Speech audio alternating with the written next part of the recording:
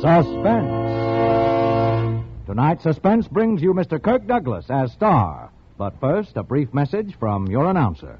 In America's finest hotels and restaurants, wherever hospitality is the last word in luxury, the first name in wines is Cresta,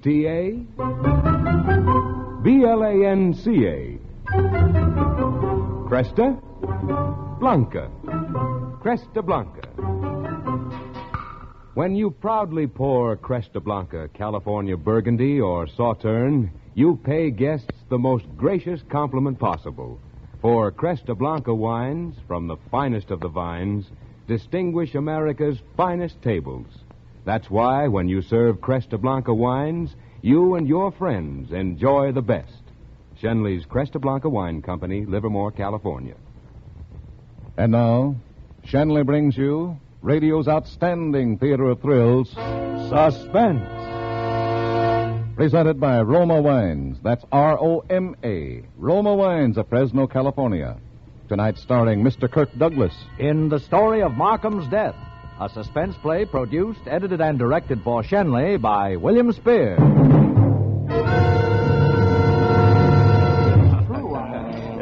You say Phil Martin's run dry? Well, I didn't make it up. My wife got it from Ann. Hasn't written a word in 6 months. Yes, and I got it from Peterson, his publisher. They've dropped him from their spring list.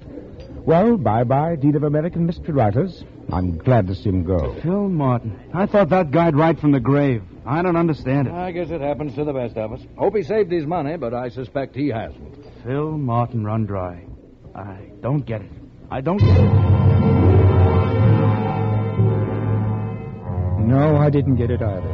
Unless you border on that fringe of abnormality which marks you as a writer, you can't possibly understand the complete futility you feel when your talent is suddenly turned off like a waterspout. I spent as much time staring at the blank paper in my typewriter as I ordinarily spent in writing an entire novel. Oh, Anne could sympathize with me because she loved me. But I didn't need Anne's stupid sympathy. Phil, darling, I'm sure it's only temporary. Temporary? Anne, I can't even write a decent 10-word telegram. Well, it's no use, Anne. I'm afraid I'm through. Oh, no, you can't be. Not anyone as great as you. Phil, maybe you've done too much. Darling, maybe a rest. Why don't you rest for a few months? I've been resting. Well, I mean, get away. Yes, that's my last chance, dear. I'm going to do just that. I'm going abroad. Abroad? Oh, honey, when are we going? We aren't going. I am. You're... Phil, is this a way of letting... I mean... Oh, don't worry, dear. I'm not running out on you. I'll just be gone for a few months. Oh, well, just a few months. Yes, alone. And I told you when I first met you, I'm a complex person. I'm difficult to understand. Yes, dear, I know that. But I thought I understood you. Well, you can't. Nobody can. But I love you, Phil. And I love you, Anne, but that doesn't change matters. I'm going to England for a few months by myself. You don't have a thing to worry about. You keep your apartment and wait for me. The rent's paid through the first of the year. I'll be back before that.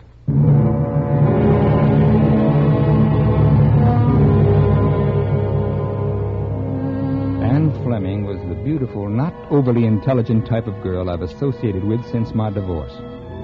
Her only family was a half-brother, a petty hoodlum whose habit of always wearing gloves won him the imposing nickname of Kid Gloves. That hadn't helped when he ran his car into a storefront, killing 2 people just a block from where he'd held up a tavern. Kid Gloves had gone to jail 3 months before I met Anne to serve 40 years for manslaughter and robbery. A very corny plot, the whole thing, including Anne. As I roamed around London, I thought maybe a visit in this city of great mystery tradition would be my answer. And it was. The second day, while wandering around aimlessly in the bombed-out and still unrepaired section of Bloomsbury, I stumbled onto my last inspiration quite by accident. Oh, say, when was all this hit? Oh, right at the start of the war, sir. Oh, then this isn't V-bomb damage. Lord, no, Governor. As a matter of fact, the old house across the street had it the first night Jerry come over. Uh-huh. I'd almost say it was the first house to be hit in the war. Oh, well, did it take only one bomb to level it like that? Well, how many do you think it takes? They've cleaned it up a bit now. Old house, that, too. Built back in 1750. Really? Yeah, pretty well known. Lots of Yanks made their digs there, before the war, that is. A Yankee writer stayed there once when he was here. What was his name, Ducky? Oh, E.P. Rowe. No, Poe. Oh, that's it. Yeah. Poe? Say, you don't mean Edgar Allan Poe, do you? That's him. What? Edgar Allan Poe once stayed in that house? That's right. American writer. Acquaintance of yours? Well, hardly a contemporary. What? Oh, nothing. My little Halbert was playing in the rubble there Tuesday last and dug out a box of junk. Maybe some of it was Mr. Poe's. Like to see it? Why, yes, certainly. Well, it's vaguely possible.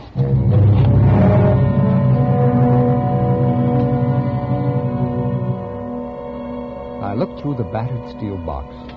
The woman provided me with a cup of tea as I spread the contents out in front of me. It was thrilling somehow to think that these dusty things perhaps had once belonged to the man who had invented the detective story more than 100 years ago. As she went out and I replaced the trinkets, I snagged the faded, musty gray satin lining of the box and accidentally tore it. Trying to get it back together, I only ripped it further. I put my hand under the lining to straighten it, and something fell out. It was a waterproof packet containing 3 yellowed sheets of paper written in a small, fine hand. At the bottom of the 3rd page was the name Edgar Allan Poe.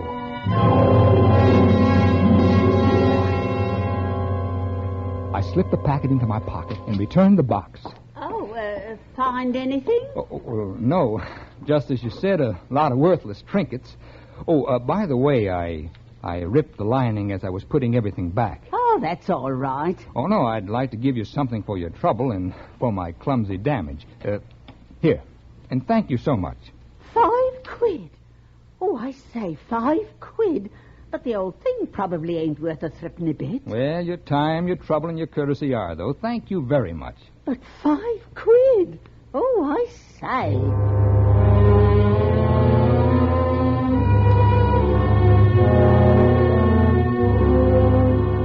£5 for an original Edgar Allan Poe manuscript.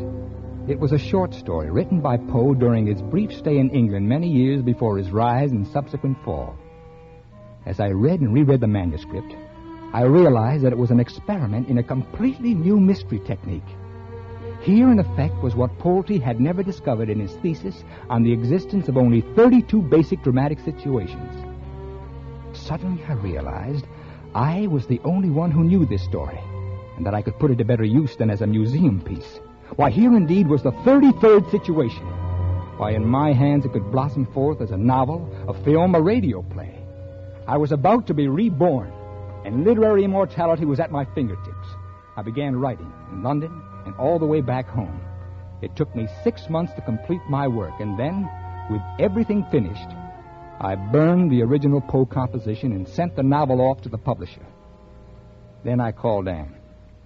Will it be a big success, darling? Big success? Well, I've never been as confident of anything in my life. Oh, that's wonderful. And they said you were through. I told you, a rest was all I needed, a change of scenery. I'm proud of you, Phil. I'm so proud. I'm glad.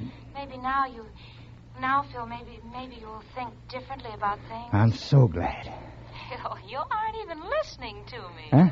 I'm sorry, dear. Look, Anne, I'm going to be pretty busy for the next few weeks. Now, I won't be able to see you very often. Oh, I should think you'd have time now that... Well, I haven't, but we'll see. You have a date tonight. Well, I'm going to the Mystery Writers' Banquet tonight. And tomorrow? Well, okay, but I'll come over for you at 8 o'clock, and for once, will you try to be ready on time?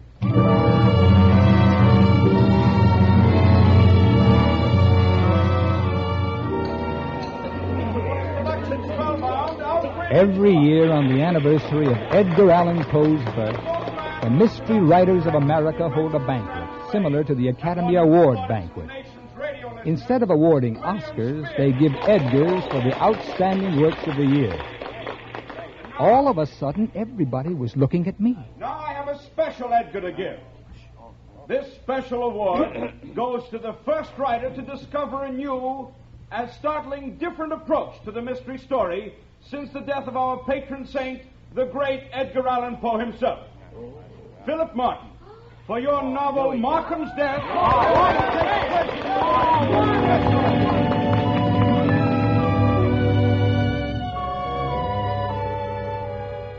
Yes. A special Edgar for an idea plagiarized from Edgar Allan Poe. The end had justified the means, and I knew that the original manuscript was now only ashes. I was the only one who had ever seen it. I was completely happy and enjoying my victory after the banquet in the quiet of my own home. Mr. Martin? Yes, speaking. This is Dr. Selgrove. Dr. Selgrove? Yes, I'm head of the Academy of American Letters.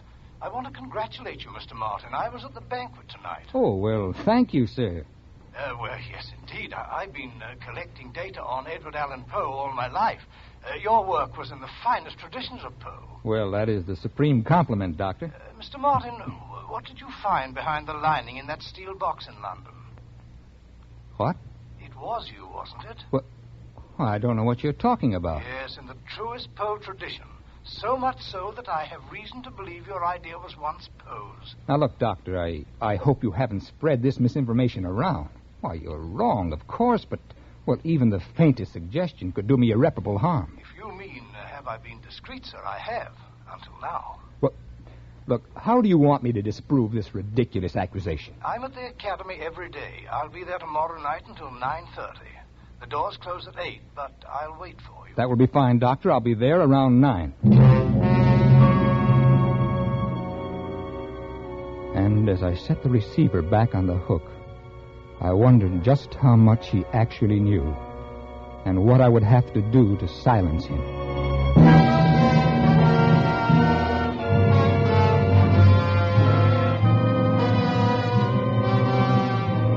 For Suspense, Roma Wines are bringing you Mr. Kirk Douglas in the story of Markham's Death.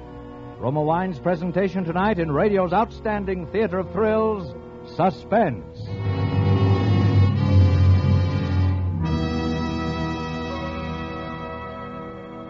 Suspense, radio's outstanding theater of thrills, is presented by Roma Wines. That's R-O-M-A, Roma Wines, from the world's greatest reserves of fine wines. Now that autumn is here, you'll be spending more evenings at home, reading, listening to the radio, or entertaining friends. Now, here's an easy, delightful way to make the most of these pleasant hours.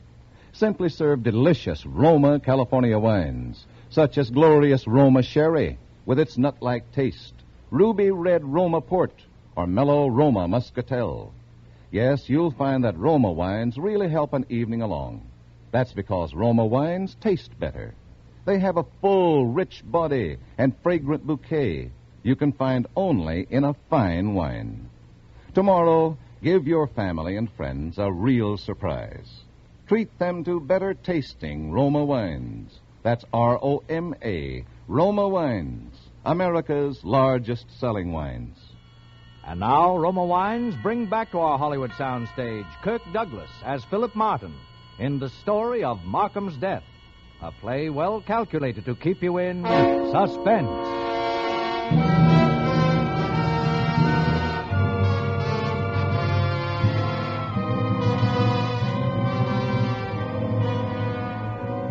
The hands of the clock on the wall seemed drugged. They moved so slowly that day. My appointment with Dr. Selgrove was for 9 p.m. I was to be at Ann's at 8. I figured about 20 minutes would wipe that slate clean. Hello, honey. I'll be ready in a minute. I said I'd be here at 8. Oh, dear. It isn't 8 already, is it? Yes, it's after 8. Oh, I thought it was only about 7:30. I'll hurry. Well, there's no reason. Aren't we going out? No, Ann, we're not going out. As a matter of fact, we're never going out again. What? I'm sorry, Ann. This is the last time we'll see each other. What, but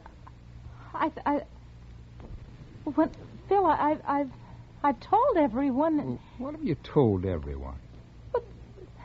that we were going to be married. What? You shouldn't have. Did I ever say I'd marry you? No, I was married once, and it doesn't work for me. This would be different. Oh, would it? I don't think so. You see, Ann, you're taking up too much of my time. But I wouldn't get in the way, Phil. You know You're that. also taking up too much of my thoughts. Why, I probably hit that bad slump a few months ago because of you. Phil... Oh, it wasn't your fault. It was mine for not realizing it. Phil, you really mean Oh, now look.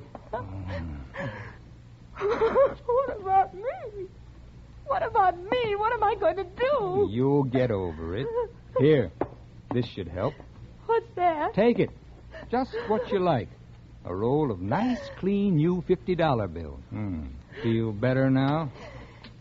You think you can buy everything with money, don't you? Well, you can't. And stop drumming with that letter opener. Oh, sorry. I didn't realize. Well, that takes care of everything, doesn't it? We're still friends? No, we'll never be friends. Phil Martin, you're rotten. You're rotten and you're conceited and you're everything I've ever... I hate you. I said I don't like scenes. Goodbye, Anne. Get out of here. Get out.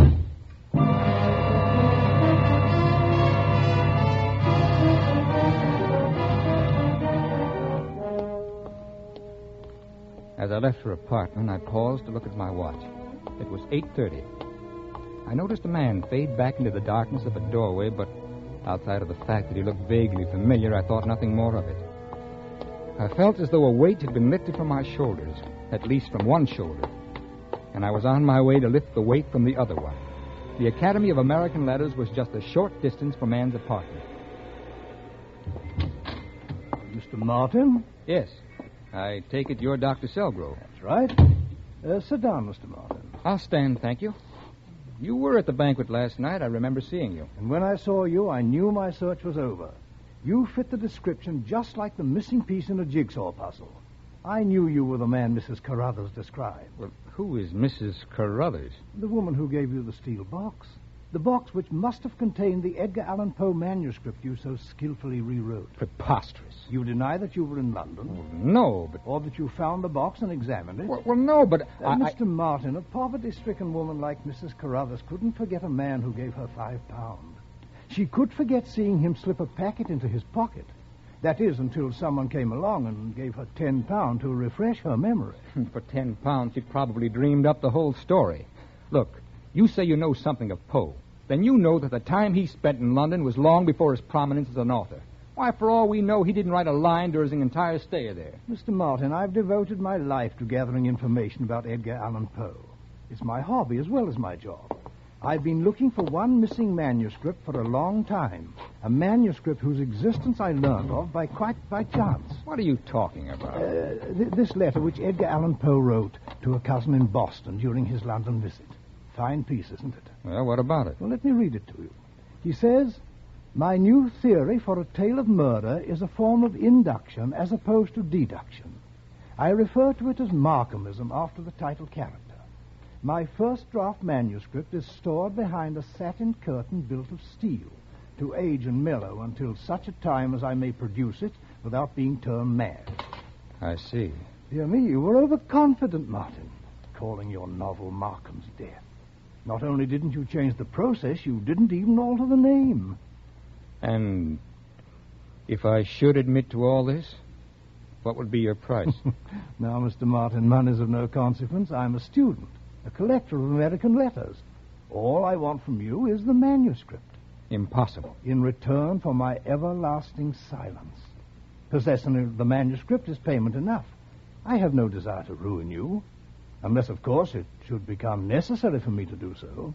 How would I know you wouldn't show it? Certain you don't question my word. The manuscript has been destroyed. Don't expect me to believe that. It's the truth. I burned it. Well, if you want to be difficult, I won't agree with you, Mr. Martin. Pity you won't cooperate. I'll just put this letter back in the safe, and then tomorrow we'll see.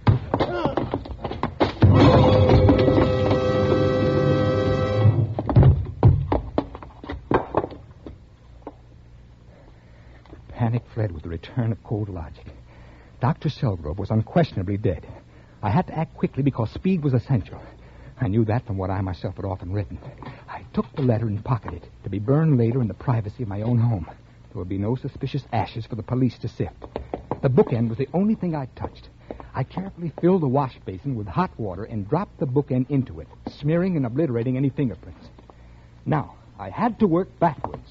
The average murderer establishes his alibi first.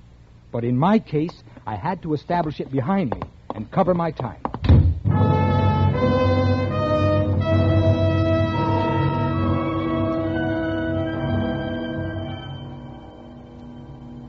Most people are careless about exact times and can be off many minutes, especially in their recollection. Have you ever looked at your watch, then had someone ask you the time only to find that you had to look again? Yes, Anne would work as my alibi. I couldn't confide in her, but she was careless about time. But what of the man I'd seen in her hall at 8:30? Suddenly I knew. It was Anne's brother, Kid Gloves Fleming. Now that I thought about it, I knew I recognized him from his pictures. He'd obviously escaped from prison and had gone to Anne for help.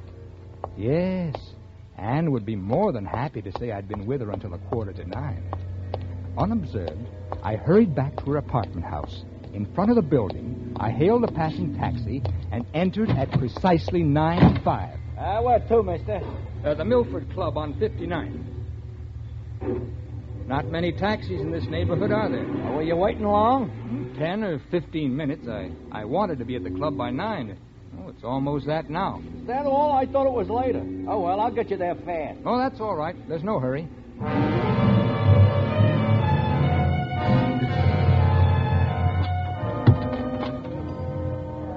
Evening, Mr. Martin. Oh, good evening, Henry. Well, not many coats being checked tonight, are there? No, sir. But look at all those hats. Let me see. Seems as though I've misplaced my watch. Oh. Have you the time, Henry? Why, sure. It's 20 minutes after 9. Oh, thanks. Well, I seem to be losing everything tonight. Oh, what's wrong? Well, I've dropped my notebook. Oh, I must have dropped it in that taxi. Was it important? Well, just to me, I had some personal notes in there. Oh, look, I wonder, Henry, if you'd call the cab company for me and ask if it's turned in. Oh, sure. Thanks. My name and address are engraved on the cover. As a matter of fact, I even recall the name of the driver. Good. It struck me as unusual. It was Alonzo P. Alonzo. I'll take care of it for you. Thanks. Oh, and you might add that I'll post a $25 reward.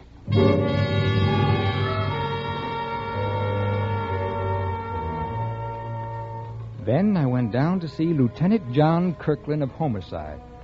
We'd been classmates, and I'd spent many an evening at headquarters discussing our favorite subject, crime. Well. Hello, Phil. Hiya, Johnny. Anything on the docket? Oh, just routine. Mind if I sit in? I want to get my mind off Anne. Anne? Well, what's the matter? Oh, you know, Johnny, the usual. I wrote Finny to our little romance, and, well, she wasn't too happy about it. Still a dog with the women, eh, kid? Oh, say, this is a coincidence. Remember that wild kid brother of Anne's? Kid brother? Oh, you mean the one they call Kid Gloves? Mm-hmm. Well, I remember reading about him. Why? Well, he broke out of jail late this afternoon. Uh-oh. Say, Anne will certainly be worried. Well, she won't have to worry anymore. What? Yeah, they caught him down at the railroad station trying to get out of town. What? Are they bringing him in? Yeah. Stiff. Oh. Yeah, the poor fool decided to shoot it out, and he picked a crack shot like O'Malley to draw on. Oh, well, is O'Malley all right? Oh, sure, O'Malley's always all right. But the kid's dead. Oh. This is going to be tough on Anne. Even though they didn't get along, he's still her brother. Well, she'll get over it. I guess it's better this way. That's a funny thing, though. He was still wearing those kid gloves, and he had a roll of new $50 bills that would choke a horse. Now I understood. Anne's brother had visited her just after I left, and she'd given him the money. Well, I was completely relaxed now. The only person who could possibly spoil my perfect story was dead. Oh, pardon me, Phil, please. Sure. Hello. This is Kirkland speaking. Oh? When? I see. Who? Philip Martin? Huh? Why, he's right here. I said he's right here. Oh, is it for me? Just a second, Phil, please. Yeah. Oh, okay.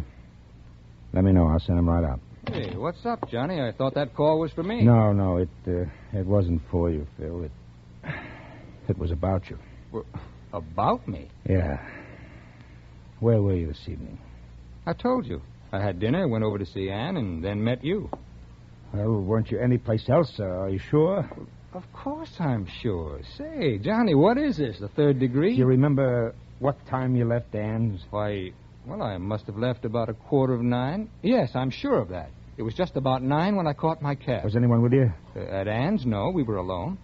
Couldn't you be mistaken? Couldn't you have been someplace else, maybe at 8:15 or 8:30? No.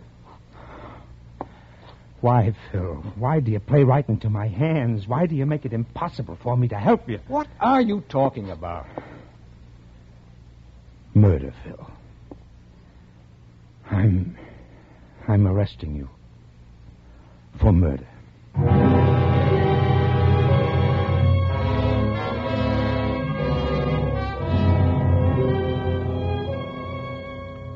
In a few hours, I'm going to be executed for the murder of Dr. Selgrove. But the police don't know that yet.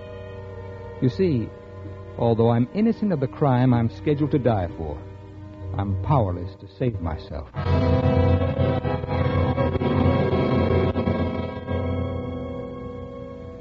Yes, I backed out of my own crime successfully. Only I set myself squarely in the middle of a worse one. The only way I can save myself is by telling that I was busy killing Dr. Selgrove at the time I'm supposed to have killed Anne Fleming. I know that Anne was killed by her brother, but there's no way of proving it. The letter opener he plunged into her chest still had my fingerprints, slightly smeared by his kid gloves. Robbery was ruled out because nothing was disturbed. Snooping neighbors had heard Anne and me quarrel and had heard her scream around 9:15. They suspected that I had hit her and nothing more. But it placed the time exactly as I had placed myself in her company during that time. Well, I see where they dug up another original, hitherto unknown manuscript by Edgar Allan Poe in somebody's closet in Fordham, New York. It's all about a man who builds such a perfect alibi for himself that he gets executed for the wrong murder. Well, I'm glad they only found it today, after I had already written the above confession. Otherwise, they'd say I'd been plagiarizing Poe again.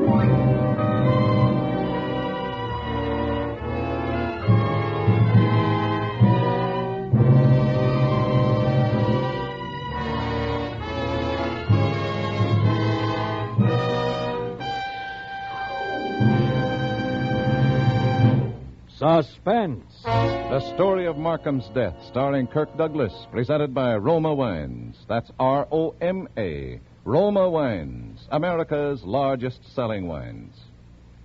Yes, Roma Wines are America's largest selling wines. And this is Truman Bradley to tell you the reason. It's because Roma Wines taste better. You see, Roma gathers and presses only the choicest California grapes. Then, with age-old skills and unmatched wine-making resources, Roma master vintners guide this grape treasure unhurriedly to peak taste richness. These fine Roma wines are laid aside with mellow Roma wines of years before to await later selection for your enjoyment from the world's greatest reserves of fine wines. This weekend, enjoy the better taste of nut-like Roma sherry, fruity Roma port, or fragrant Roma Tokay. And always remember to ask for Roma. That's R-O-M-A. Roma wines, enjoyed by more Americans than any other wines. Kirk Douglas may soon be seen in the Hal Wallace production, I Walk Alone. Tonight's suspense play was written by Bob Platt. Next Thursday, same time, you will hear Richard Ney as star of Suspense. Produced and directed by William Spear for the Roma Wine Company of Fresno, California.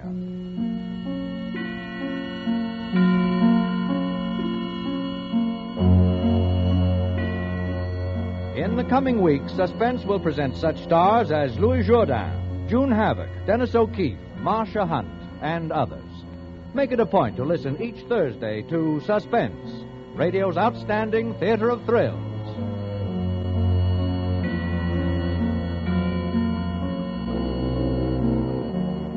This is CBS, the Columbia Broadcasting System.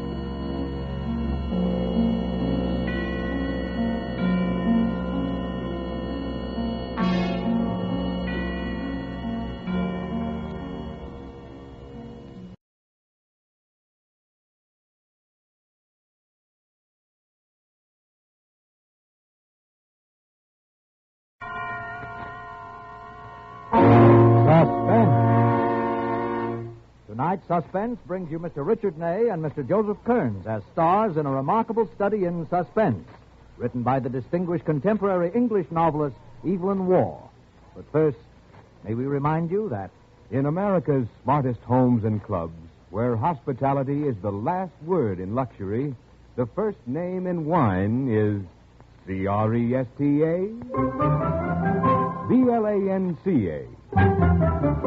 Cresta Blanca. Cresta Blanca. Cresta Blanca. Yes, that's Cresta Blanca wine. And for the knowing tongue, Cresta Blanca has created two rare California sherries, Dry Watch and Triple Cream.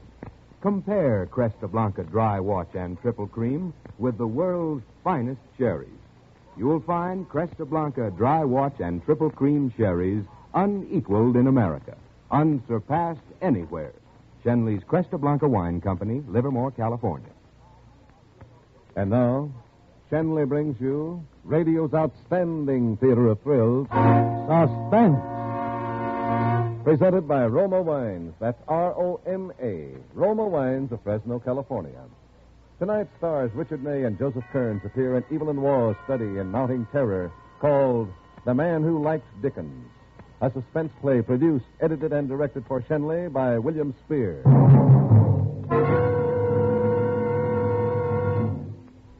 When Brenda and I broke up the marriage, it cheered the gossips and gave them something to talk about.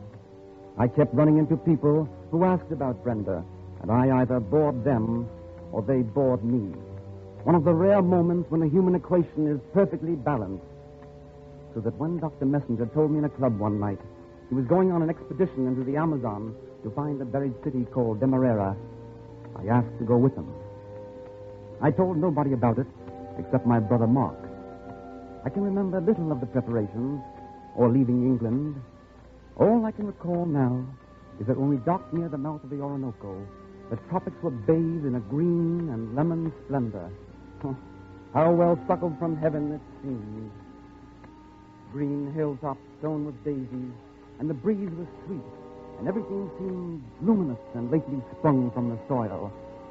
I don't know when that feeling first wore off, perhaps when I began to sense that there was something wrong with the natives. Dr. Messenger had hired them with the usual trinkets, and they seemed happy, but as the days wore on, you knew there was some deep reservation in their minds. We crossed the headwaters and started down to look for bigger streams, and they spoke to Dr. Messenger for the first time that night. They didn't want to go on. It wasn't their country, and they were frightened. Dr. Messenger shouted and screamed at them, and they quieted down.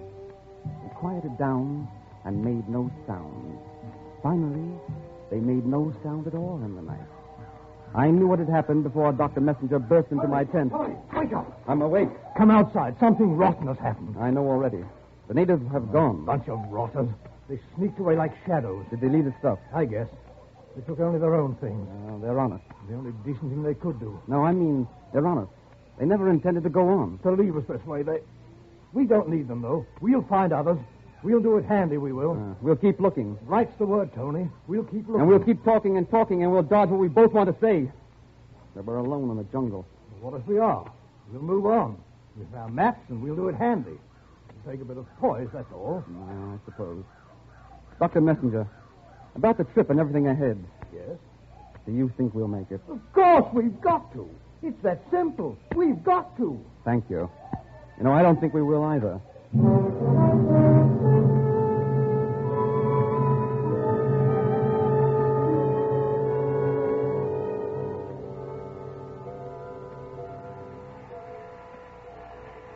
The next morning, we gathered our stock, set up an emergency camp on the left bank, and started down the main stream. Right after breakfast, I found I had the fever, so Messenger and I had to travel in the same canoe. with part of the provisions loaded against my feet to keep me from falling out. Late that afternoon, Messenger nudged the boat ashore. There were falls up ahead, and we had to carry the canoe past the danger spot. Messenger lifted me ashore and started to drag the canoe up on the bank. The cargo shifted on him, and he slipped into the water. It was quite shallow in places, and he caught at the rocks, but they were worn smooth. And he plunged into deep water and reached the falls. The foam subsided into a great pool, almost still, and strewn with blossoms from the forest trees that stood gauntly above it. Dr. Messenger's hat floated very slowly towards the Amazon, and the water closed over his bald head.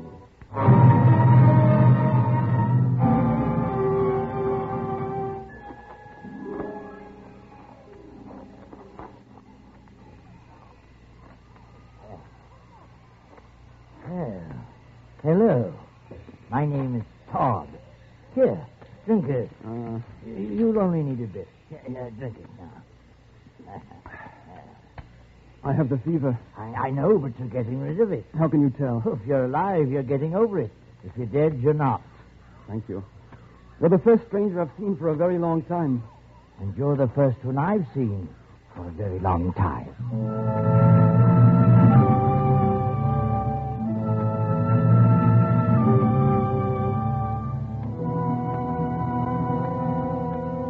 I liked him from the first. I liked him right away. Mr. Todd brought me to his house. It was near a village of Indians along the riverbank. He owned a dozen or so head of puny cattle which grazed in the savannah, a plantation of cassava, some banana and mango trees, a dog, and, unique in the neighborhood, a single-barreled, breech-loading shotgun. He sat and talked to me while he gave me medicine and nursed me back to health. There's a medicine for everything in the forest. To make you ill and to make you well. To kill you and to drive you mad. Well, my mother was an Indian, and she taught me many of them. How long have you lived here in the jungle? Oh, I was born here. I've always lived here. It's a very long and lonely life. Oh, it would be for me. I've watched most of the natives grow up. Some of them die. So I tried to look after them. Oh, then that's why they obey you so well. That reason, and because I have the gun. Oh? My father was good company. He lived to a great age, a very great age. It's not 25 years since he died. Oh, he was a man of education. Can you read? Hmm? Oh, yes, of course. Oh, not everyone's so fortunate. I cannot. The only two words I know how to spell are born and die. Oh, yes? Oh, that's rather too bad. Oh, but I suppose you haven't much opportunity here. Oh, yes, that's just it. I have a great many books. I'll show them to you when you're better. My father left them. Oh, I see. Yes, he used to read to me. He read to me all the time. Then there was another man a few years ago, Barnabas. He read to me until he had to leave. Oh, I was very sad because he read well. And the book means so much to me. How long ago was that? Oh, 7 years ago. He read to me every day until he left. You shall read to me when you're better. Why, I'd be delighted to. As Mrs. Bardell says to Mr. Pickwick, it is so kind of you to have so much consideration for my loneliness. Yes, you shall read to me.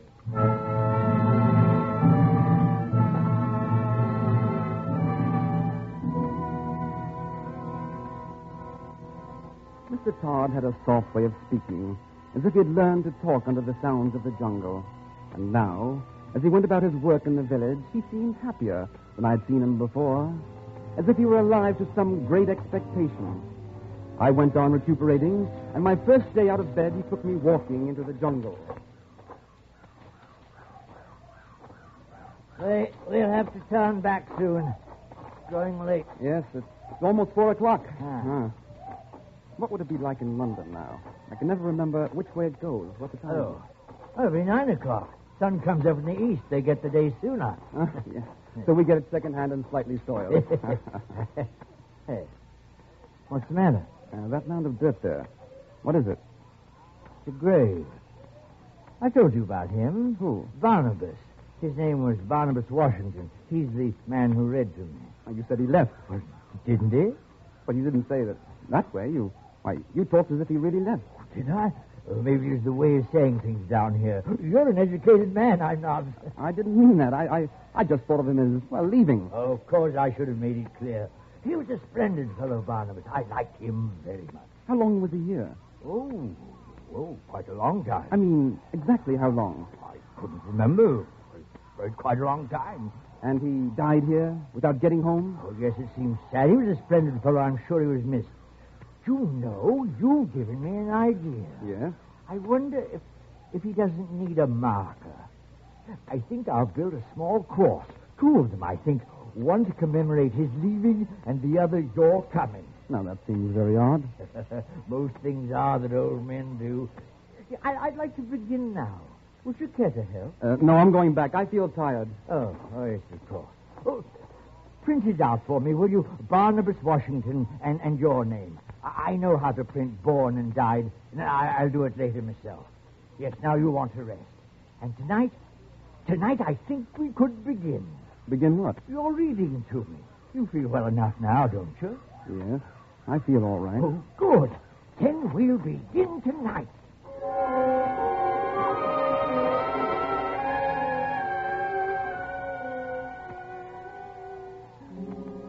And it was thus that I entered my prison, a dungeon in bright sunlight. No one could imagine it. A slave to the subtlest of all tyrannies, the imprisonment of another man's mind.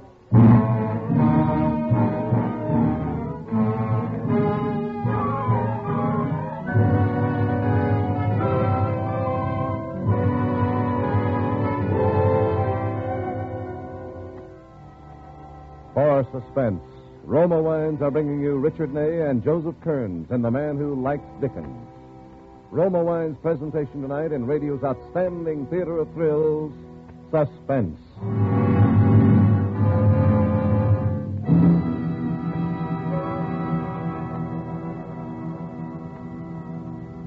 Suspense, radio's outstanding theater of thrills, is presented by Roma Wines.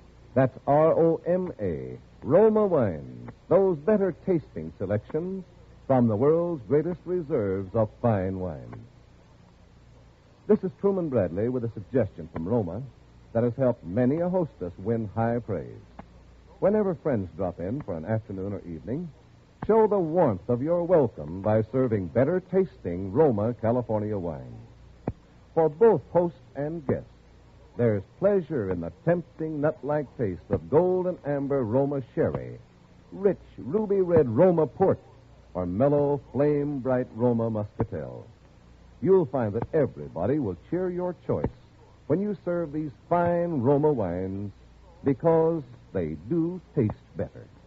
Remember, there's a better tasting Roma wine for every occasion, for every taste. So, for an everyday family treat or smart hospitality at little cost, always serve Roma wines. That's R-O-M-A, Roma Wines, America's favorite wine. And now, Roma Wines bring back to our Hollywood soundstage Richard Ney as Anthony Last and Joseph Kearns as Mr. Todd in The Man Who Liked Dickens, a play well calculated to keep you in suspense.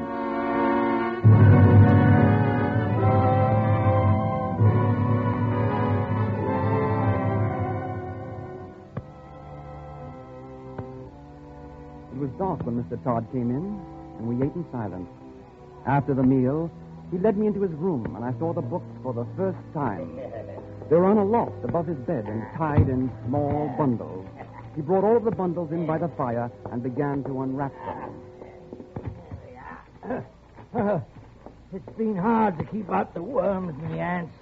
Oh, two are practically destroyed, Oliver and David. But there's an oil the Indians make that's useful. Oh, yes. Here's one we could start with. It's in rather bad shape, but the printing's clear. You want to start with this? Oh, it doesn't matter which we take first. Do you like that one? Nicholas Nickleby. Nickleby. By Charles Dickens. Well, maybe something lighter to start with. Something besides Dickens, huh? Well, there's nothing besides Dickens. You say all these books? Oh, yes. Every one of them by Charles Dickens. All the books he wrote are right there. Oh, but the aunt's destroyed, too. You know, I'm very sorry about that. Oh, you must like Dickens a great deal. Oh, I do. I'm very fond of him. You see, these are the only books I have ever heard. Yeah, they belong to your father. Oh, yes, he used to read them to me. And then the other man, and now you. Well, I've heard them all several times by now, but I never get tired. There's always more to be learned and noticed, and so many characters, and so many changes of scene, and so many words. It takes a long time to read them all, more than 2 years. Well, I should think they'd last out my visit. Oh, I hope not. It's delightful to start again. Each time I find more to enjoy and admire. I say, shall we begin? I suppose. Oh, sit there and read across the fire to me. I like it best that way. All right. Let's go ahead, huh? Tale of Two Cities by Charles Dickens. The first book, Recalled to Life. It was the best of times. It was the worst of times. It was the age of wisdom. It was the epoch of incredulity. It was the season of light. It was the season of darkness.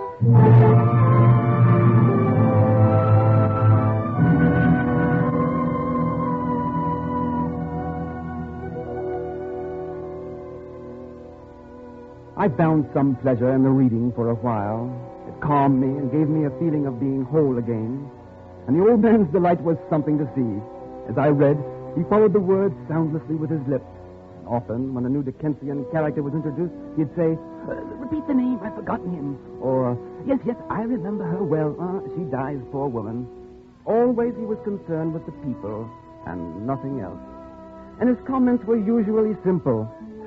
"I think that Dedlock is a very proud man." Or, "Mrs. Jellyby does not take enough care of her children." Almost daily now, I mentioned the subject of my departure and asked about canoes and reins and the possibility of finding guides. And one night, after I'd finished a chapter of Bleak House, I said, "Look, the time's come, Mr. Todd, when I've got to think about getting back. Well, I've imposed on you long enough. None. Oh, I mean it. Now, how soon do you think I'll be able to get a boat? A boat? Yes, to leave. I appreciate all your kindness to me, more than I can say, but kindness I may have shown is amply repaid by your reading of Dickens.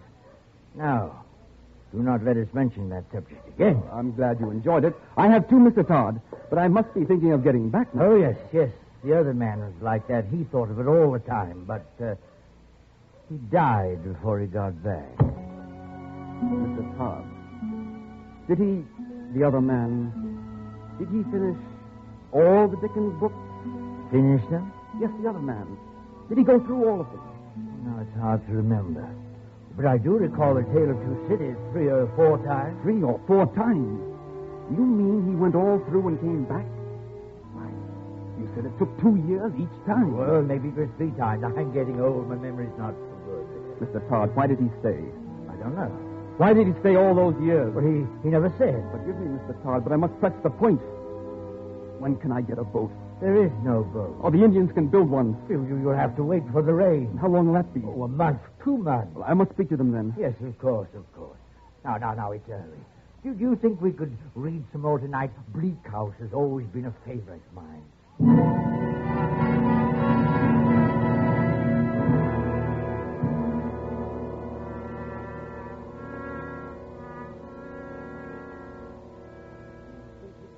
Influenced by Mrs. Gamp, it was decided that Mrs. Gamp should be approached without delay. I wonder if you could read that over again. It's one of the points I think Dickens leaves unclear. Oh, I'm very tired.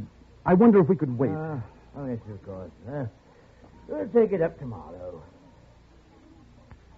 Listen. What is it? It's the rain.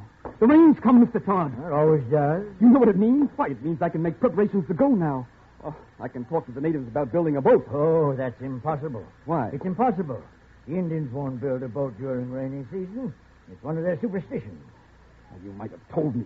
Didn't I mention it? I forgot. No, you've forgotten a lot of things. Well, I'm getting old. Not too old, Mr. Todd. You've remembered to evade me. How could I evade? But you have. And you've lied to me. You've lied to me systematically. Mr. Todd, you're holding me a prisoner. You're keeping me here against my will. But, my friend, I demand to be released. You're under no restraint. You can go when you like. You know very well I can't get away without your help. In that case, you'll have to humor an old man. Read to me another chapter. Todd, I swear by anything you like. When I get to Manhouse, I'll find someone to take my place. I'll pay a man to read to you. I've no need for another man. You read so well. Then I've read for the last time. I hope not. Oh, I sincerely hope not.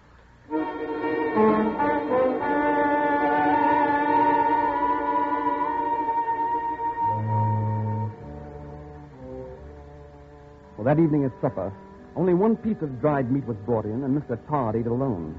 Next day at noon, a single plate was put before Mr. Todd, but with it lay his gun, cocked on his knee as he ate. And I began reading of Martin Chuzzlewit.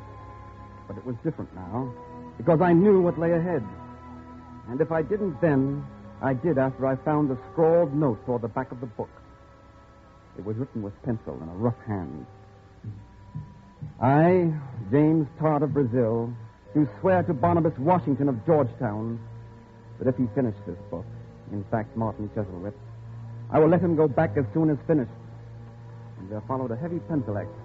And after it, Mr. Todd made this mark signed Barnabas Washington. The note was signed January 1929. And Barnabas Washington died in 1940.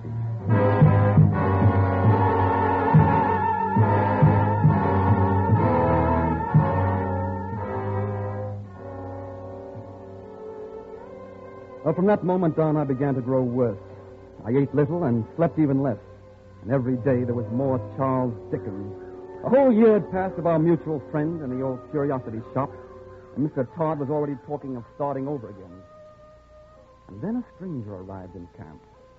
A half-caste prospector, one of that lonely order of men who wander for a lifetime through the forest, tracing the streams for gold. I stood in the rain outside his window and heard them. He said there were white men a few days away, apparently on their way towards this camp. Mr. Todd was furious. When did you see them? About a week ago. When I came past, they were coming this way. Oh, I'm sure of it. Did they ask for anybody? I didn't talk to them. Thank you. Well, I must send out a party to greet them. Sit and finish your tea. I shan't be long. Thank you. Look, you must help me before he comes back. Huh? You send somebody to head them off. You've got to get there first. What about? I'm a prisoner. Tell them about me. Here, give them this. Where is it? Page 214. Here, I'll write. Now, that's my name. They'll know. Just give it to them? Yes, and hurry. Don't let him know. Hide it on you somewhere. And hurry. Please, hurry. Because you're my last hope under heaven.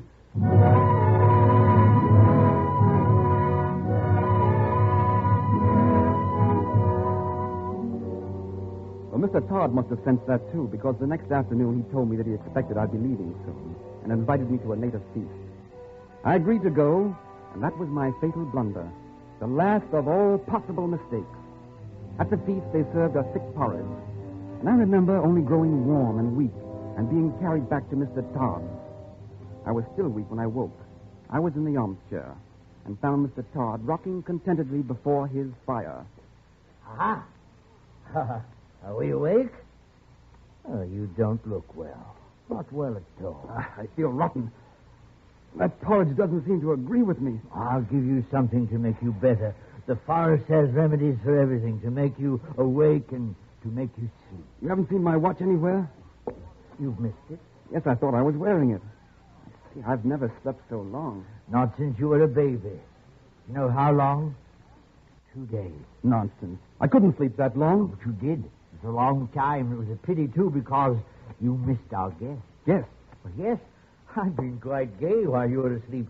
3 men from outside, Englishmen. It's a pity you missed them. A pity for them, too, since they particularly wished to see you. Then they did come. They came all the way to find you. Yes, just to find you. You were asleep. They wanted to see you. I didn't think you'd mind, so I gave them a little souvenir. Your watch. You gave them my watch? Why, they thought... Your brother Mark was pleased with it. And they took some photographs of the little cross I put up to commemorate your coming. Of course, I had to alter it a little. You wrote in my death. You wrote in my death on that cross. Oh, now. You're upset. We'll have no Dickens tonight. But tomorrow night, we'll start Little Dorrit again. There are passages in that book I can never hear without the temptation to weep. They didn't ask questions. They didn't suspect. Who would? But the note. They couldn't have missed it. What note? There was no note. They didn't show it to you then. Maybe they guessed. They didn't guess anything. Why, they'd have shown it to you. Oh, they must have understood. You tore it out of a book. What book? What book did you tear it out of? This one, by your feet. A Tale of Two Cities. What page? What did it say? What did it say? You remember? So do you. Well, tell me. You can remember. Repeat it for me. I'll remember it all my life. Page 214. After having long been in danger of my life at the hands of the village, I've been seized with great violence and indignity and brought a long journey on foot. Oh, and I demand of heaven, will he not come to deliver me for the love of heaven, of justice, of generosity? I supplicate you to succor and release me. You didn't send them that. Now they'll know. They'll know what it means and they'll come back. There it is now. No. I'm here. I'm up here in the clearing. It's only one of the natives. Now they've come back. Now take the book and all your books. No! Take them out of the fire. Martin, chisel No. My book. Nickel of this. My book. No, don't. Be wretched. Don't. No, don't burn my book. My beautiful. They're near us. Up here. Hurry. Oh, in the name of heaven. My book. Now they're all going to the fire. Hold it. No, I'm discovered. I'm up here. Here. Mark, where the ground is high.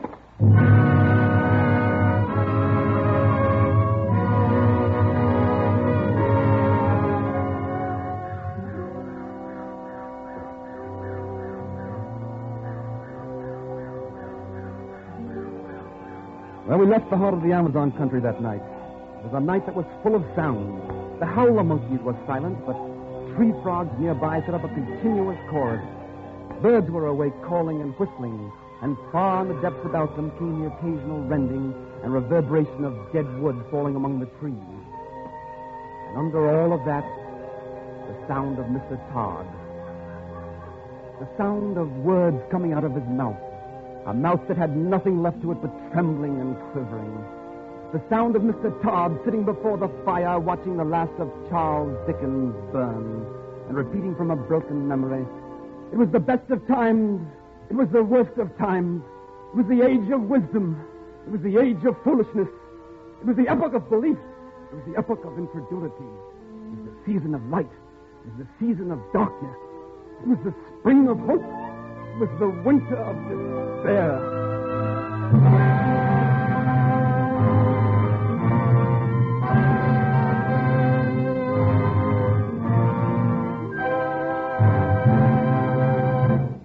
Suspense. The Man Who Liked Dickens, starring Richard Ney and Joseph Kearns, presented by Roma Wines. That's R-O-M-A, Roma Wines, America's largest selling wines. Well, next week is National Wine Week, and throughout California's famed grape-growing districts, gay festivals will celebrate nature's rich bounty and the grape treasure from which fine Roma California wines are created. And this year, as always, Roma is selecting and pressing only the choicest California grapes. Then Roma master vintners, with ancient skills and unmatched wine-making resources, will guide this luscious treasure unhurriedly to tempting perfection. When these finer, better-tasting Roma wines will be laid aside with mellow Roma wines of years before to await later selection for your pleasure from the world's greatest reserves of fine wines. That's why, when you enjoy Roma California sherry, port, muscatel, or any Roma wine, you're always sure of better taste, unvarying high quality at reasonable cost. So when you ask for wine, insist on Roma. That's R-O-M-A. Roma wines, enjoyed by more Americans than any other wine. Richard Ney will soon be seen in the Sierra production Joan of Lorraine. Tonight's suspense play was adapted by Richard Breen from the original short story by Evelyn Waugh. Next Thursday, same time, you will hear Marcia Hunt as star of Suspense. Produced and directed by William Spear for the Roma Wine Company of Fresno, California.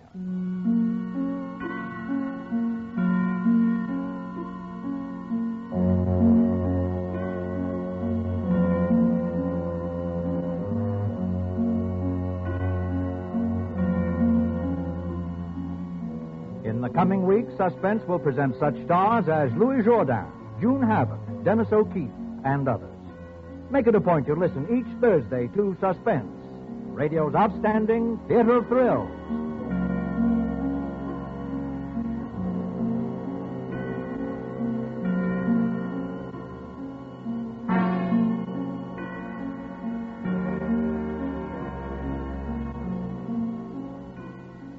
This is CBS, the Columbia Broadcasting System.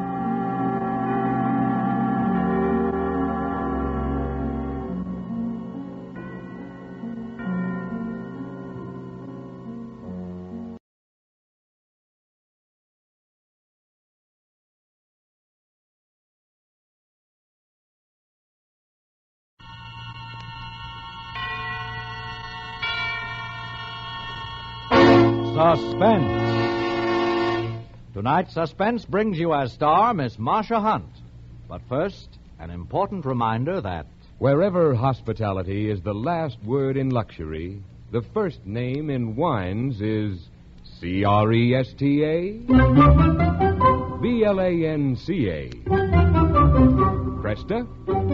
Blanca. Cresta Blanca. Cresta Blanca. Yes, you'll find Cresta Blanca wines featured in the smartest hotels, exclusive clubs, and discriminating homes. That's because these treasured wines are favored by people who know wine perfection.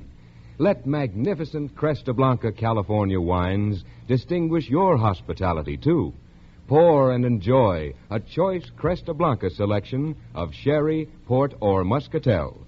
Shenley's Cresta Blanca Wine Company, Livermore, California. And now, Shenley brings you radio's outstanding theater of thrills, Suspense. Presented by Roma Wines. That's R-O-M-A. Roma Wines of Fresno, California. And starring Marcia Hunt. In Self-Defense, a suspense play produced for Shenley by William Spear.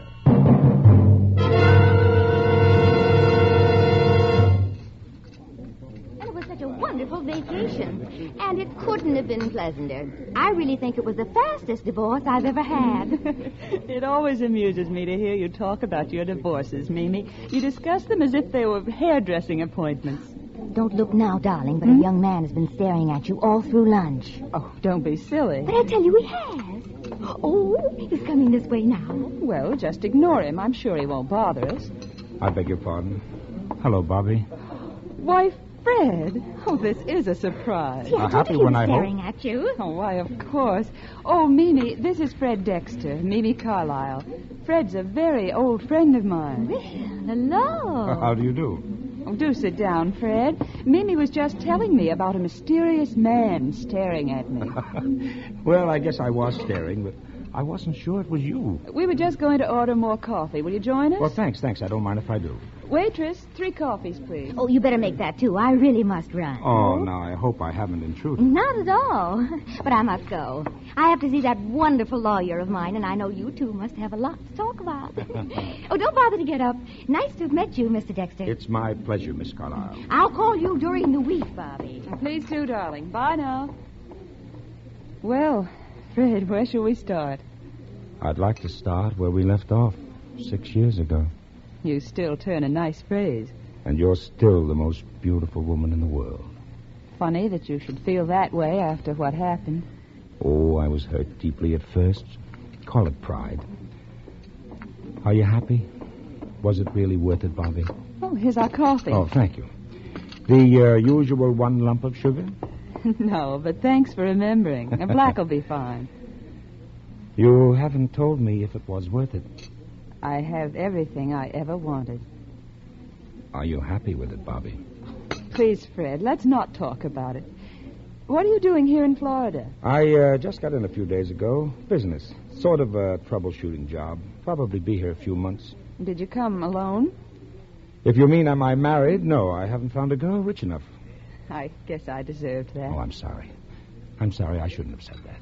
Oh, it's getting late, Fred. It's almost 2:00. I'm afraid I must be going. It's been wonderful seeing you. Will I see you again? Yes. When? Oh, I can't say for sure. Oh, how about lunch tomorrow? We'll meet here at 1 o'clock, huh? Well, you talked me into it. See you then.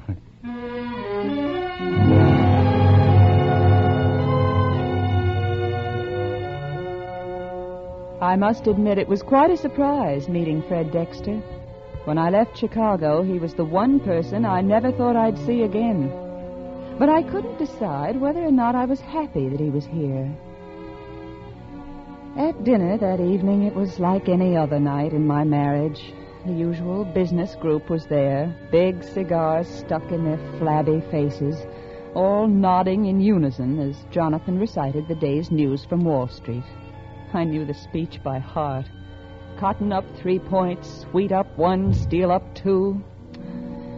Tonight it annoyed me more than usual, but I just smiled and remained the perfect hostess. I'm sure it wouldn't have bothered me as much had I known then what Jonathan was going to tell me later. I was sitting in my room when he knocked on the door. Come in. Oh, that was a delightful dinner, Barbara.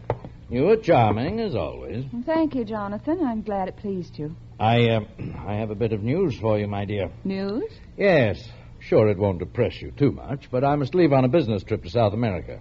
Oh, when are you leaving? My plane reservations are for tomorrow morning. Oh, you'll be gone long? Probably 2 or 3 months. We're opening a new branch office, and naturally, I'll have to see that everything is organized and properly launched. I'll cable you when I arrive. If you have a spare moment, I'd like to hear from you. I'll write you, Jonathan. Oh, thank you, Barbara. Well, good night, my dear.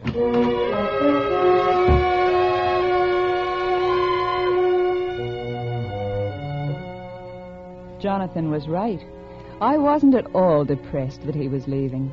In fact, I could hardly believe it.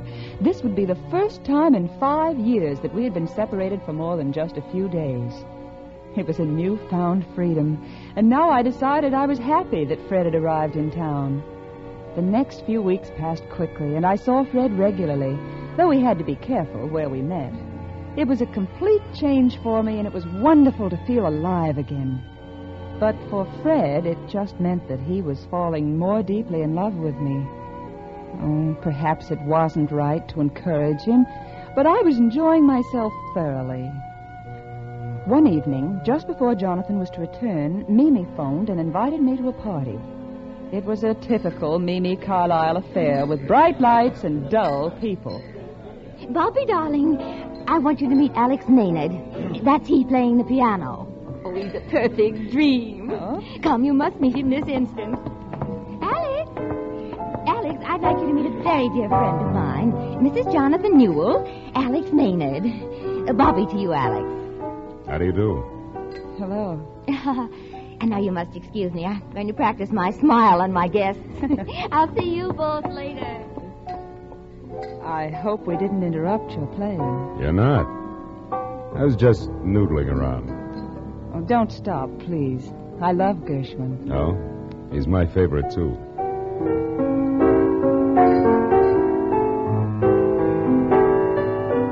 You play beautifully. Thanks. It's a sort of a hobby. Something to do at dull parties.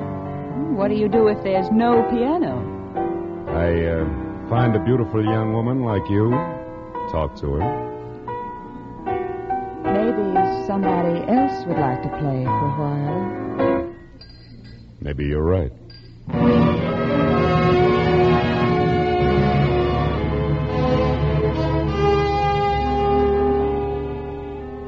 I thought it could never happen to me, but it did. The moment I saw Alex Maynard, I knew that for the first time in my life, I was in love. I spent every moment I could with him, but it was still necessary to see Fred occasionally. I lied about why I hadn't been with him much lately, because I knew he'd make trouble if he found out about Alex. Everything was going along beautifully, and I was so happy. But I knew it would all end the minute Jonathan returned. I couldn't bear the thought of living without Alex. And I decided to explain how I felt to Jonathan in the hope that he'd give me my freedom. It was strange, but I didn't even want any of his money. I only wanted Alex.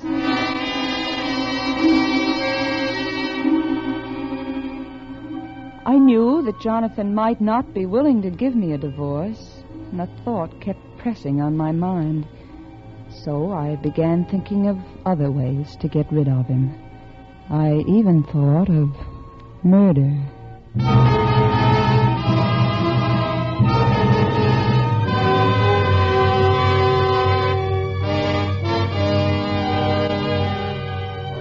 For Suspense, Roma Wines are bringing you Marcia Hunt in Self-Defense.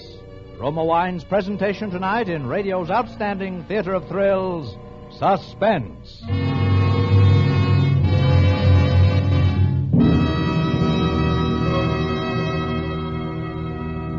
Suspense, radio's outstanding theater of thrills, is being brought to you by Roma Wines. That's R-O-M-A, Roma, California Wines, from the world's greatest reserves of fine wines.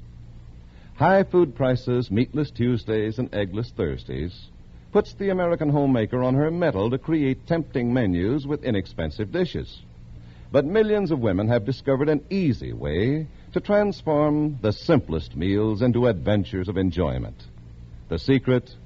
At dinner time, simply serve robust Roma Burgundy or delicate Roma Sauterne. Even the plainest dishes take on new glamour with Roma Burgundy or Roma Sauterne to bring out all hidden flavor goodness. So try this easy recipe for mealtime pleasure. Serve tempting Roma wines. Remember, more Americans enjoy Roma wines than any other wines. That's R-O-M-A, Roma Wines. And now Roma Wines bring back to our Hollywood soundstage Marcia Hunt as Barbara Newell in Self-Defense, a play well calculated to keep you in suspense.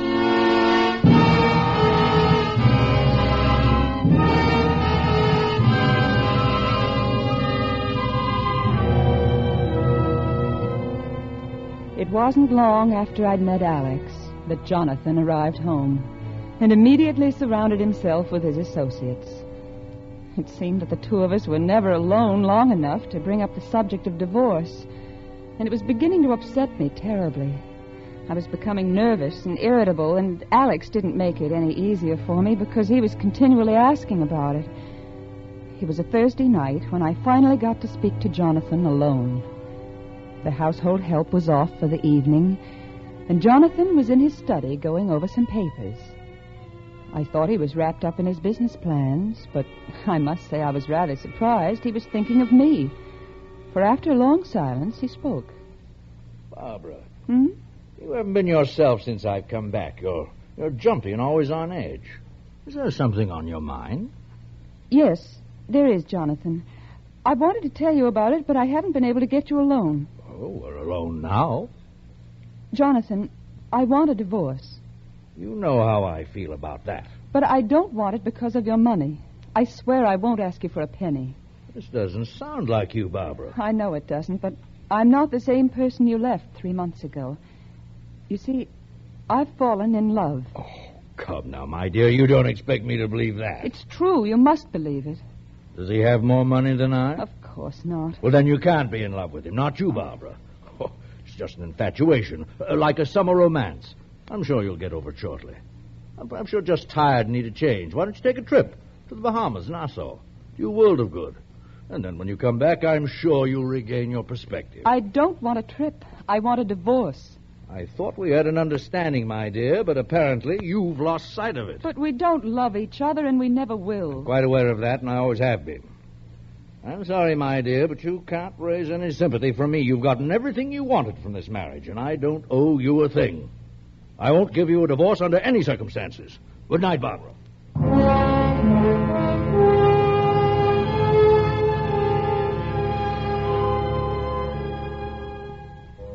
I knew all the time what Jonathan's answer would be, but I had to ask anyway. The next day, I met Alex at our usual place in the park. It was a pretty little spot in a cove just off the lake, hidden from view by a row of hedges. He was charming and attentive as always. I just couldn't tell him that Jonathan had refused to give me a divorce. I needed more time to think and to plan. My mind kept wandering back to the night before, and I guess I wasn't paying any attention to Alex because he became a little annoyed. Hey, remember me? Hmm? I play the piano. Oh, I'm sorry, darling. I guess I was daydreaming. Well, do it on your own time, huh? What were you dreaming about? Oh, I was just thinking how nice it is being here with you. I wish we could stay here forever. I'd like it, too. How long has it been since we've known each other? Oh, a couple of lifetimes. It does seem a long time, doesn't it? It's funny that when you're in love, a few weeks can seem like forever. Are you in love? Uh-huh. Anybody I know? Maybe. A funny-looking fellow, name of Alex. Oh, he's a lucky guy. Yeah, I wish I knew him. I'm in love, too. Anybody I know? Maybe. She's the most wonderful woman in the world. Who is she? My landlady. You know you're silly. You know I love you very much. Oh, and I love you, darling. Yeah, that's the way it's always going to be, huh? Have you spoken to your husband about us? No, I haven't had a chance yet. He's been so busy since he came back, I haven't been able to get him alone for a minute. But you must speak to him, darling. How long can we go on like this? Look, I don't want to see you just 1 or 2 days a week in the park. I want to be with you every day of my life. Don't you think I want that, too? Why don't we see him together? Have it out once and for all. I know we can make him understand. Oh, no, Alex, we mustn't do that. You don't know Jonathan. It's better that we do it my way. Well, I have a share in this, too. And it isn't right that you should have to face him alone. Let me go with you. Oh, please, darling, let me take care of it. Just be patient a little longer. I know that Jonathan won't stand in our way.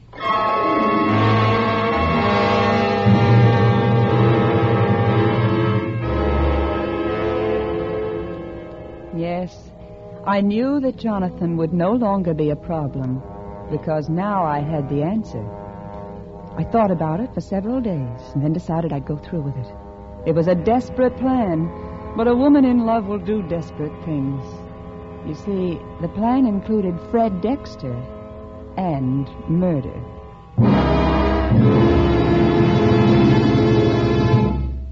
I meant to see you sooner, Fred, but it's the first chance I've had to get away since my husband returned. Oh?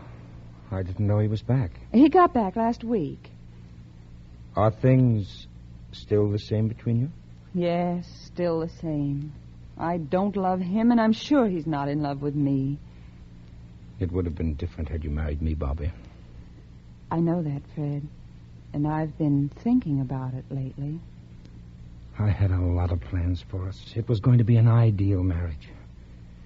And then you decided that money was more important. I'm sorry because I know I would have made you happy.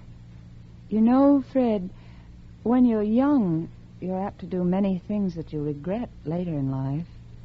Sometimes, if you're lucky, you can correct those mistakes. Would you like to try, Bobby? Oh, Fred, that's what I want more than anything, but it's so difficult. Come here. Come here, sit next to me. Oh, you know how I feel about you. You're the only thing I've ever cared about. You're all I've ever wanted. I can't bear to see you unhappy, darling. Oh, Fred, I've been such a fool.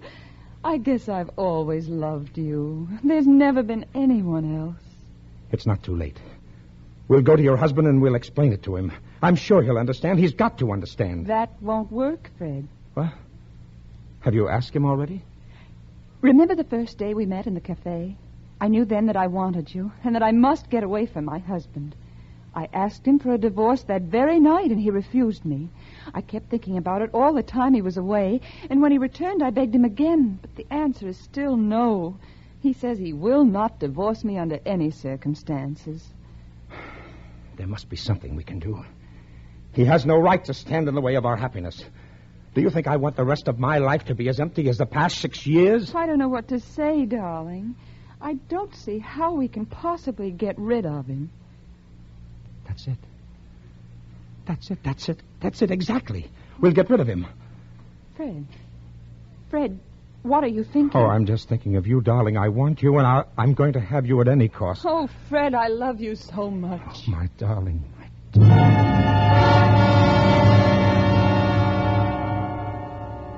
It was so easy, I almost laughed in Fred's face.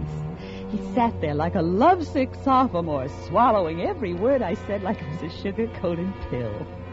When he kissed me, it made me ill, but I didn't mind, because I knew this would be the last time I'd ever kiss anyone but Alex. My performance was so convincing that I didn't even have to suggest the murder myself. It was all Fred's idea, just as I wanted it to be. It would take place on a Thursday night when the household help would be off. Fred was to be hiding in the shrubbery at the side of the house. He would have the poker from the fireplace in our library. I wasn't worried about his being seen because the house was in an isolated neighborhood. When Jonathan came home at 7:30, as he always did, I was to pretend I had a headache and get him to go to the drugstore for some aspirin. Fred was to kill him with the poker and bring the body into the library. Meanwhile, I was to open the library wall safe and disarrange the furniture. We wanted to give the impression that a struggle had taken place. I would then go to the drugstore myself and make a purchase to establish an alibi. When I returned, I would call the police and tell them there had been a robbery while I was out and that my husband had been murdered. Simple, wasn't it? A nice, neat plan with no loopholes. This was the first time in my marriage to Jonathan Newell that I wanted him to be home on time. It was exactly 10 minutes to 7 on the night we had set when the doorbell rang. As I opened the door, I was thinking it was rather nice of Jonathan to be early for his own murder. Bobby. Alex, what are you doing here? Where is he? Where's who? Your husband. I can't stand this anymore. I've got to talk to him. Oh, Alex, you promised you'd leave this to me. You're acting like a child. But I haven't seen you all week. How much longer do you think I can wait? Oh, please, darling, this is no time to discuss it. Jonathan will be home any minute, and if he sees you here, it'll ruin any hope we have. Maybe he should see me here. But that's not the way. It won't help. I promise you that after tonight, everything will be all right. Bobby, that's what you said the last time. Oh, you've got to believe in me, Alex. Just give me tonight. All right. I guess you're right. It's just that I love you so much. Oh, I understand, and I love you. Oh, but please, you must go now. He'll be here any minute. Okay, I'll go. Call me in the morning, huh? I will, Alex. Good night. Goodbye, Bobby.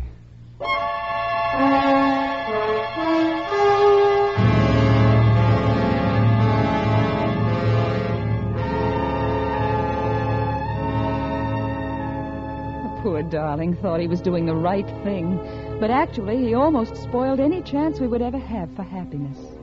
It's a good thing he left when he did, because just a few minutes later, Jonathan came home. I was sitting in the living room with an ice pack on my head as I heard the door open. Is that you, Jonathan? Yes, Barbara. Well, what's the matter with you? Oh, I have a splitting headache. Oh, but we're having dinner with the Vanders tonight. I really don't feel up to it. You go without me and give them my apologies. But Charlie's very important to me.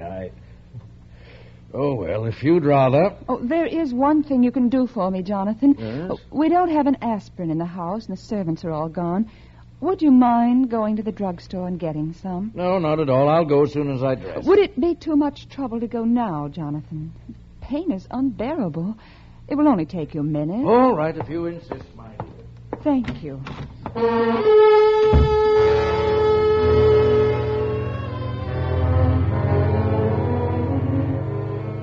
As soon as Jonathan left, I went to the library and set the stage. Then I returned to the living room and waited. I suppose I should have felt a sense of guilt, but I didn't. I only felt a warm glow, knowing that I would soon have Alex forever. In a few minutes, Fred opened the back door and dragged the body through the kitchen. He was carrying out the plan perfectly, and I could hear him placing Jonathan in the library. When he finished, he came into the living room where I was sitting. Well, it's done. Did everything go all right? I had some trouble unlocking the back gate. It took a little time, but I finally managed it. Did you put the poker in the room with him? Yes. Yes, and it's a very pretty picture. Would you care to see it? I'll take your word for it. You know, Bobby, I've read about things like this, but I never thought I would wind up doing it. Are you sorry? Oh, no. No, it's not that, darling. You know I'd do anything for you with no regrets. That's the way I feel, Fred. No regrets. I guess when you do something for the one you love, you're never sorry. I know just what you mean. Well, I'd better be getting out of here so that you can get to the drugstore. I'm not going to the store, Fred. Huh? Why not? Did you change the plan? Yes. There's something I didn't tell you. Oh, what is it? This. What are you doing with that gun? I'm going to kill you. Oh, look, Bobby, look, we're both upset and I'm in no mood for jokes. Come on, let's finish what we have to do. I'm not joking, Fred. I'm going to kill you. Bobby, do you know what you're saying? This is what you wanted, what we both wanted. Your husband's out of the way. We're free. We can be married. I intend getting married, but not to you. But I thought... Of course that's what you thought, because that's what I wanted you to think. I've never loved you. I never could. Then why did you lie to me? Because you were interesting for a while. After 5 years of Jonathan, anybody would have looked good. It just happened to be you. Oh. But then I met someone else. Someone I love very much. And I realized I needed you more than ever. But for this. But you don't have to kill me. I'm afraid I do, Fred. You might lose your head and do something stupid. You might even go to the police and give us both up because you can't have me. I can't take that chance. You'll never get away with it. I'm sure I will. I figured this out very carefully. You see, my husband is dead in the library, murdered by a jealous lover who forced his way into our house. Oh, no. Oh, I'm afraid I'll have to shoot you in self-defense. You're insane. They'll never believe you. Look, Bobby, look. I'll go away. I'll never tell a soul. You'll be clear. I promise I'll never...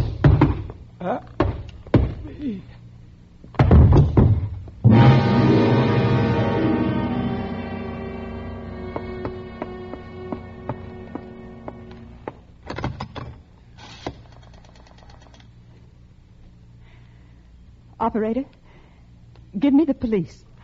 I'd like to report a murder.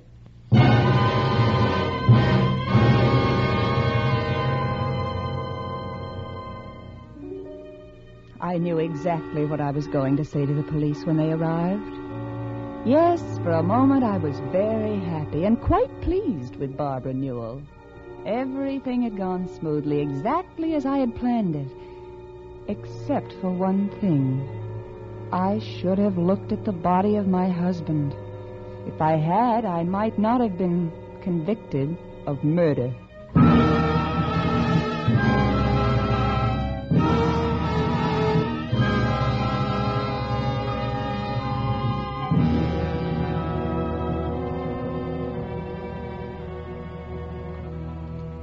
You see, my scheme would have worked perfectly.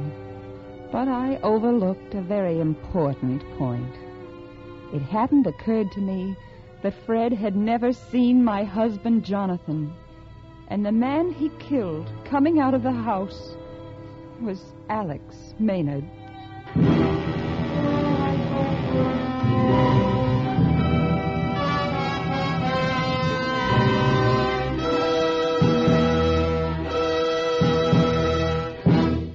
Suspense. Self-Defense, starring Marcia Hunt, presented by Roma Wines. That's R-O-M-A, Roma Wines, America's largest selling wines.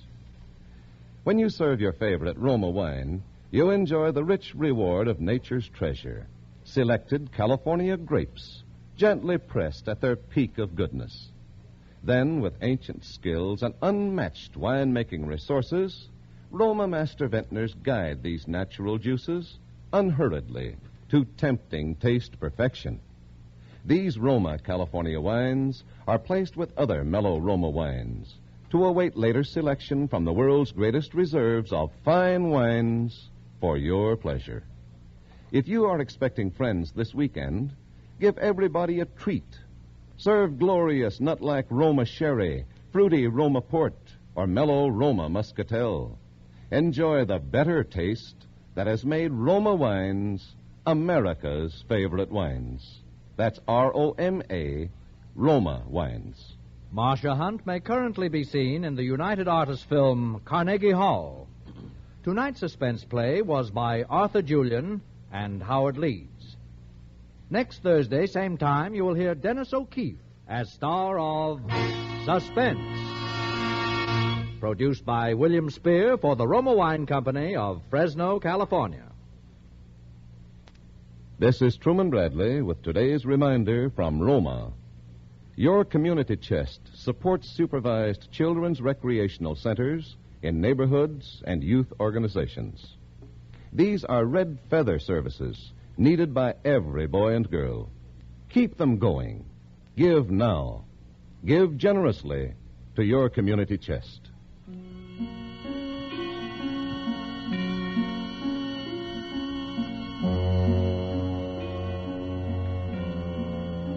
In the coming week, Suspense will present such stars as Louis Jourdain, June Havoc, and others. Make it a point to listen each Thursday to Suspense, radio's outstanding theater of thrills. This is CBS, the Columbia Broadcasting System.